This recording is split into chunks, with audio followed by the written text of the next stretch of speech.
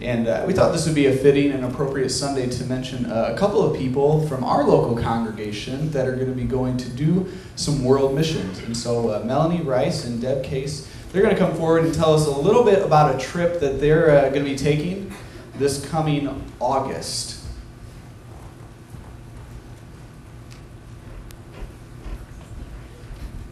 This is Melanie, this is Deb. And so can you just tell us a little bit about where you're going, when it is, who you're going with, that sort of thing? Like you said, we're going in August. It'll be 10 days, August 7th through the 18th. And we're going to Africa. It's Ethiopia and Rwanda. And we're not exactly sure what we're going to be doing. We know we're going to visit several orphanages in both countries. We know we're going to be able to minister to some kids who work in a city dump, and then also some kids that just live on the street, I think, and so we'll get to go to lots of different places. And we're not exactly sure what we'll be doing yet. These trips go on throughout the entire year, and so whatever the orphanages need at that time, that's what we'll be doing. It could be a work project, it could be just playing with the kids, doing crafts, sports, things like that. So we're not exactly sure yet, but we have conference calls with our group leaders, and so we'll know when we're getting ready to leave what we'll be doing.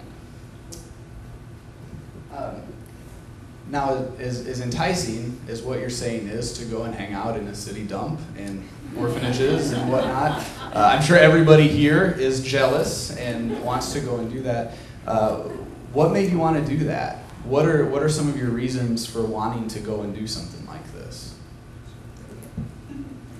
I think for me, one of the things that I'm realizing more and more recently is that I am single at this point of my life so I can invest in other people. Not to sit around and read romance novels or watch chick flicks or whatever else I could be doing, but whatever energy I would invest in a family is to be invested in other people. And I want to be very intentional about that. And so this is one way that I can do that, is to go care for orphans.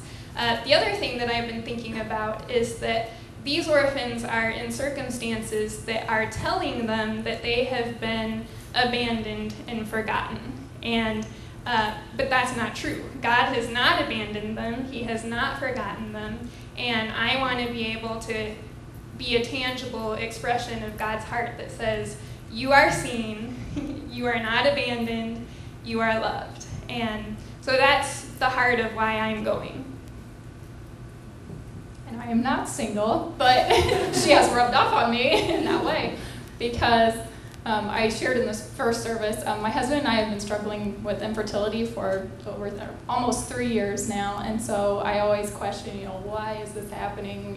What is it, God? What's the deal? And so it just makes me wonder if it was for something like this, and you never know what God has in store. I'm totally excited to see what He has for me. If I had a child now, I probably would make the excuse that I couldn't do something like this. And you never know, there might be a child waiting over there for me. And I was sharing in the first service that I'm kind of afraid that I'm going to want to bring back a few of them. So I'll try to watch myself. But anyway, that's why I'm really excited. And also, I'm always wondering what God's plan is for my life, what God's will is for my life. I know we always, think, what does God want me to do? And it just kind of hit me that God has already laid out what He wants for us to do in His Word.